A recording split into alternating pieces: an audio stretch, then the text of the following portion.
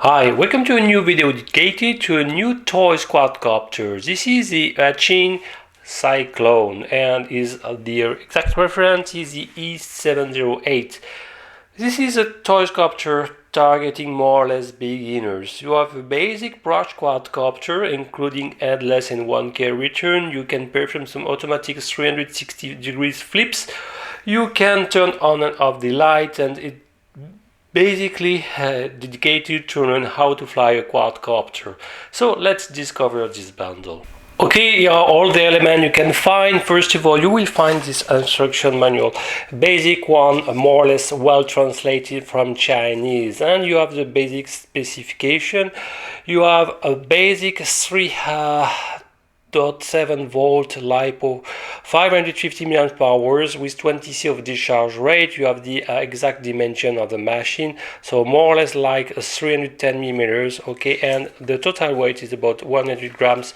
You will find the basic role of each radio button. I will explain in a few instants, and more or less how to turn on and off the headless and the 1K return, as well how to calibrate the headless mode.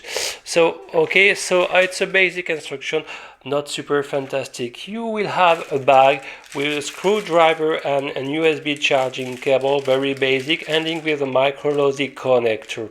Another bag with 4 spare props. Okay, we have the associated screws. Each of them weighs approximately give you an indication about the weight of the props.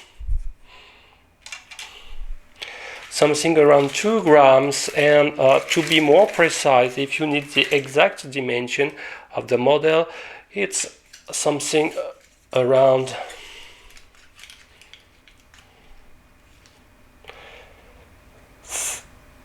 close to 14 centimeters long, to be more precise, something around 138 millimeters. Okay, so it's a basic props you can find in many quadcopter of this size.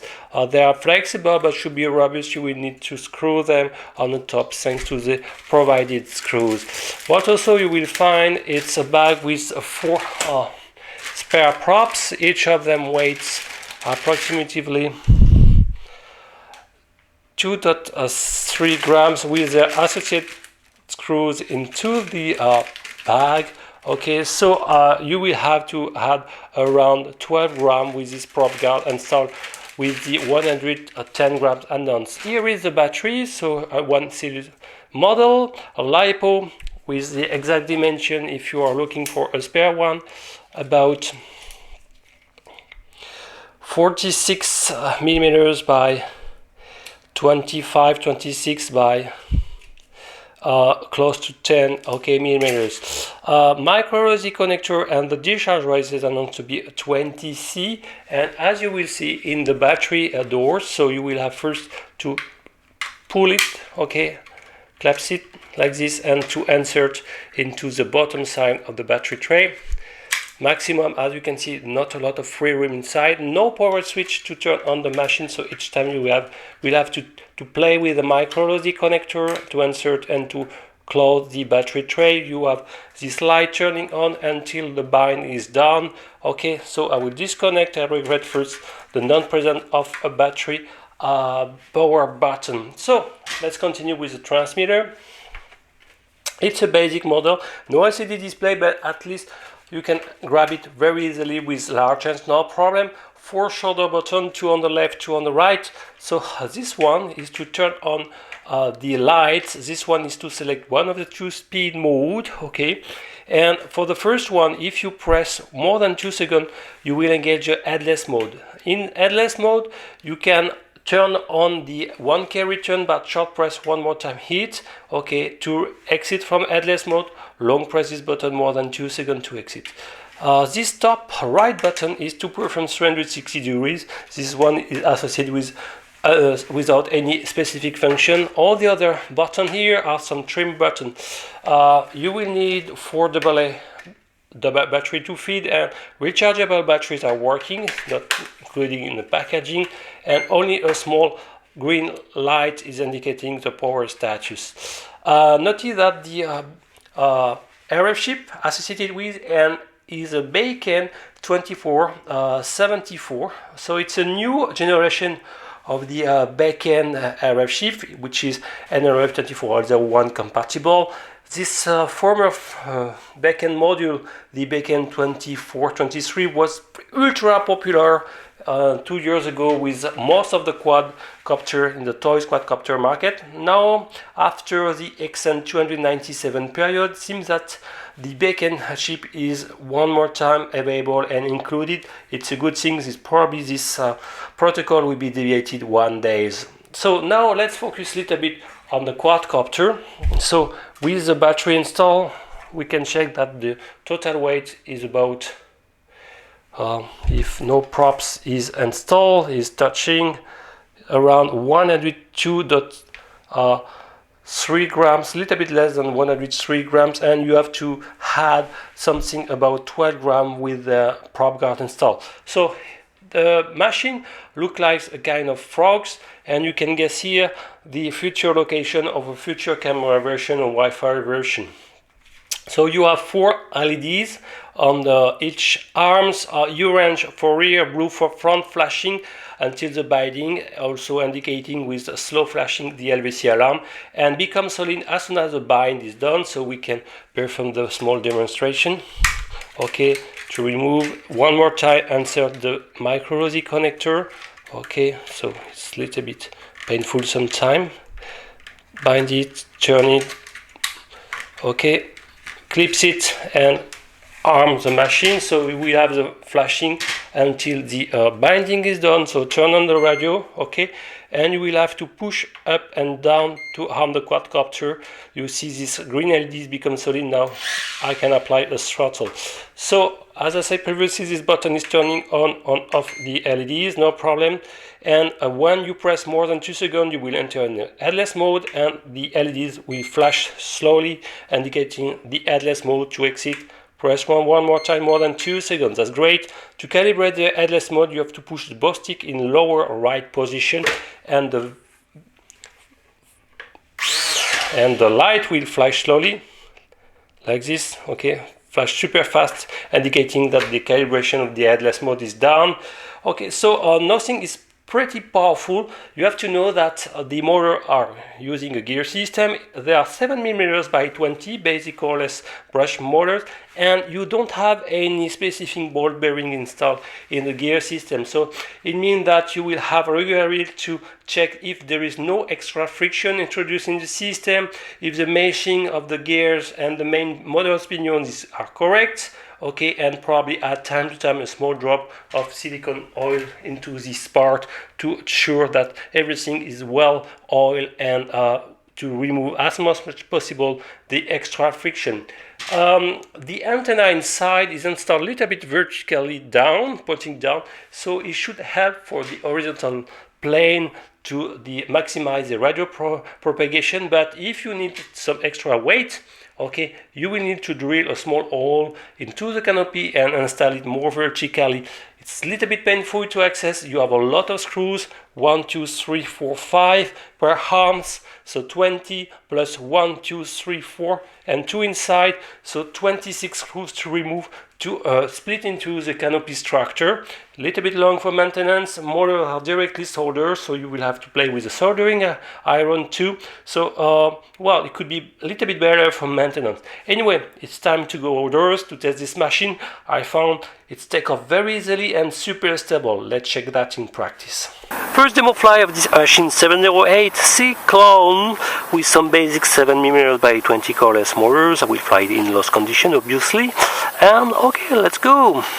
So I will power on the machine by connecting the micro Rosie connector one more time. What's a pity there is no small tiny power switch button.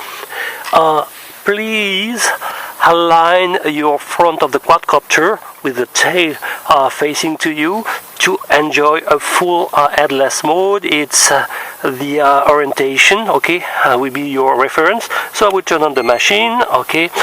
To arm, you have to push up and down the throttle. You will have a solid green LEDs. It's ready to take off. I will first play in the beginner rate. You have this top left shoulder button, expert mode, return to beginner mode. Okay, let's go. Okay, you can see it's powerful and it's relatively, yes, you can hover from 20%.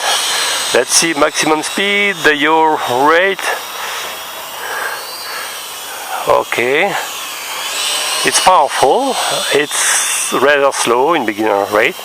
That's great, and the yaw is correct. Let's engage now the advanced mode. Yes, it's much faster. Let's see the yaw. Not bad. Maybe we can expect a third mode, more faster, but it's stable for sure. Okay, let's see a 360 degrees flip by top right button. Yeah, flipping well. Can we flip while moving forward? Yes, seems to be. I want to perform the phase test, so I will simulate that the quadcopter will lose control. Okay, let's turn up the radio. 1, 2, 3. Whoa, you can see I didn't lose control, so let's do it one more time. One was working here, so okay, 1, 2. Okay, phase safe is working, that's great. And yeah, and we can rebind, that's great, so perfect. Expert mode one more time. Yes, flying well. Okay. Yes, not bad. Definitively I would prefer something more faster, but the power is here. Perfect for beginners. Okay, no problem. Over. I've started to forget how to fly in lost condition with inverted command. Okay, practice too much FPV, but it's not so bad. To keep your orientation, time to time is good to fly in lost condition for sure. Okay, let's see if, yes, we can flip backward as well. Yeah.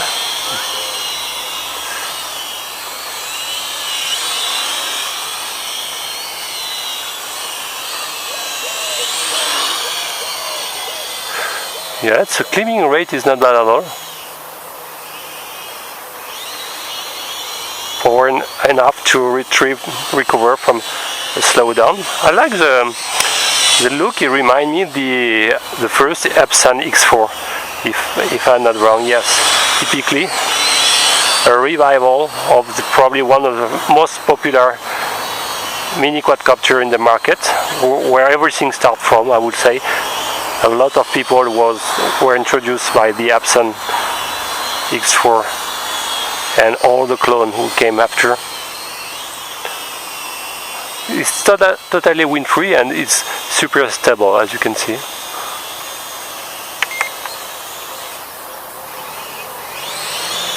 Yes, I like to recover like this.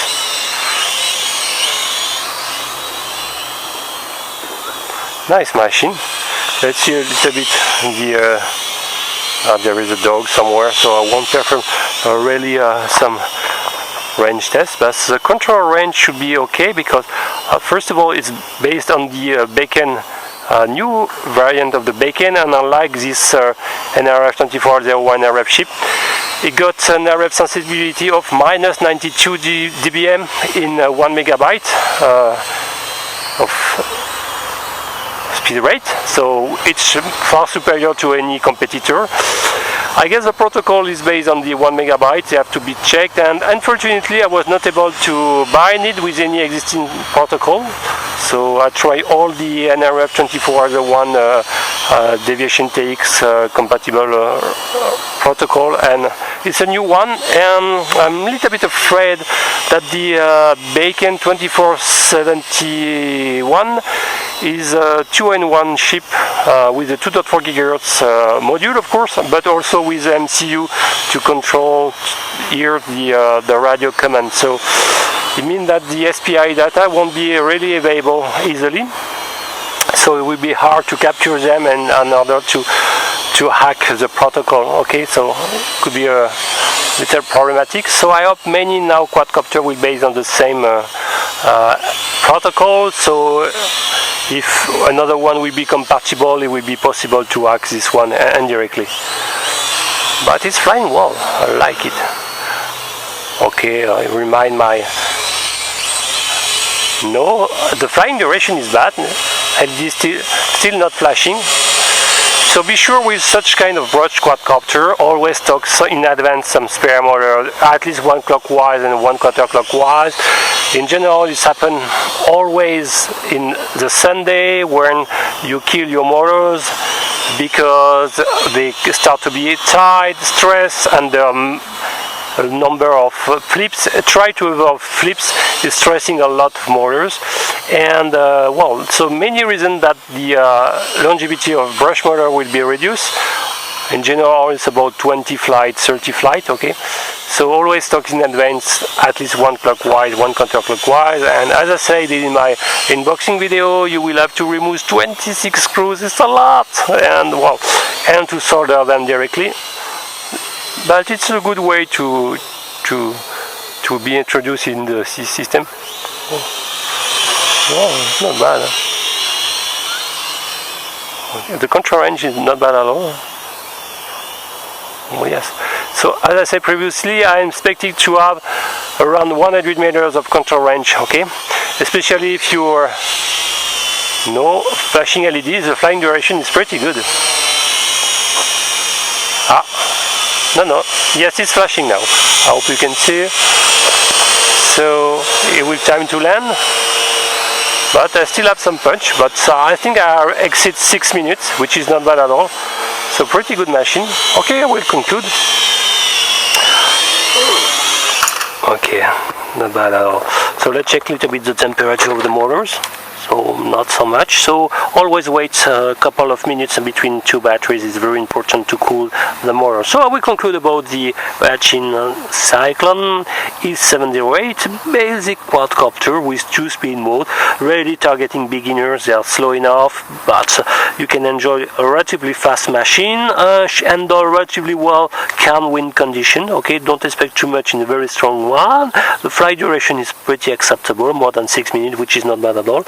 I regret the non-presence of a power switch. Okay, and I guess there is two other variants, Wi-Fi and pure camera version.